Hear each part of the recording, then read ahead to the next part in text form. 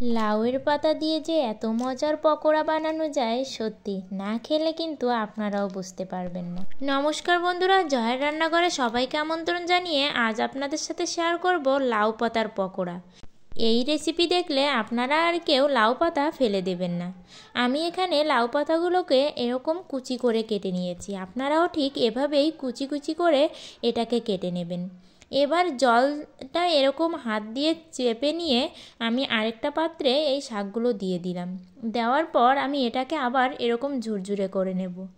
এরপর এর ভিতরে পেঁয়াজ কুচি, রসুন কুচি আর দেব কাঁচা লঙ্কা কুচি। এই শীতের দিনে মনটা কিন্তু সন্ধ্যার পর থেকেই একটু কী খাবো এটা সবারই করে। আর হয় যদি এরকম মজার মজার রেসিপি, তাহলে তো আর কথাই নেই।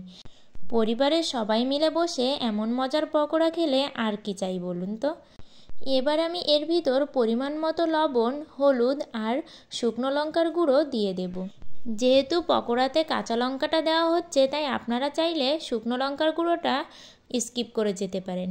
এবার আমি এর ভিতর 4 চামচ চালের গুঁড়ি দিয়ে দিলাম। আপনারা আপনাদের পরিমাণ মতোই চালের গুঁড়িটা দিয়ে দিবেন। চালের গুঁড়ো দিলে কিন্তু এই পকোড়াটা খুবই ক্রিস্পি হবে। আর এখানে আমি 2 চামচের মতো বেসন দিয়ে দিলাম। এবার এই উপকরণগুলোকে আমি ভালো করে মাখিয়ে নেব। আর এখানেই আমার প্রিয় বন্ধুদের বলতে চাই, আমার ভিডিওগুলো ভালো লাগলে অবশ্যই লাইক করে কমেন্টে আপনাদের মতামত জানাবেন। আর নিত্য নতুন মজার মজার রেসিপি পেতে চাইলে অবশ্যই আমার চ্যানেলটি সাবস্ক্রাইব করে পাশের ঘন্টাটি বাজিয়ে অল অপশানে সেট দিয়ে রাখবেন।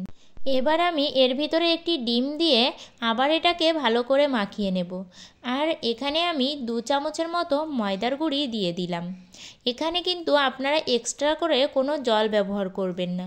এই ডিম আর এই শাক দিয়ে যা একটু জল থাকবে, এতেই কিন্তু খুব ভালো করে এটাকে মাখিয়ে নেওয়া যাবে। আর এবার আমার মাখামাখি তো কমপ্লিট, এবার ভেজে নিলেই পকোড়াটা রেডি। তাহলে চলুন চলে যাই চুলাতে। কড়াই বসিয়ে আমি অল্প পরিমাণে তেল দিয়ে দিলাম। আর এই পকোড়াগুলো ভাজতে কিন্তু বেশি তেলেরও প্রয়োজন নেই। অল্প তেলে এবং সাশ্রয়ীভাবে এমন স্বাদের রেসিপি পেলে আর কি চাই বলুন। বর্তমানে জিনিসের যা দাম, তবে এমন রেসিপি হলে কিন্তু ঝটপট বাড়িতে যে কোনো সময়ই বানিয়ে খাওয়া যায়। এবার আমি পকোড়াগুলোকে এপাশ ওপাশ করে ভালো করে লাল লাল করে ভাজি করে নিলাম। দেখুন তো পকোড়াগুলো দেখতে কি দারুণ হয়েছে। এবার সবগুলো পকোড়াই আমি ভাজি করে নামিয়ে নিয়ে চলে আসলাম। পরিবারের সবাই মিলে বিকালে চায়ের সঙ্গে কিংবা সন্ধ্যায় চায়ের সঙ্গে যদি এমন স্বাদের পকোড়া হয়, তাহলে কিন্তু আর কিছুই লাগবে না। আপনারা অবশ্যই বাড়িতে বানিয়ে খাবেন। আর আপনাদের ভেঙে দেখাই, দেখুন ভিতরটা কতটা সুন্দর হয়েছে। আর এটা খেতেও কিন্তু দারুণ মজা হয়েছিল। তাহলে আজকের ভিডিওটা এ পর্যন্তই। আপনারা অবশ্যই বাড়িতে এভাবে পকোড়া বানিয়ে খাবেন। সবাই ভালো থাকবেন, সুস্থ থাকবেন।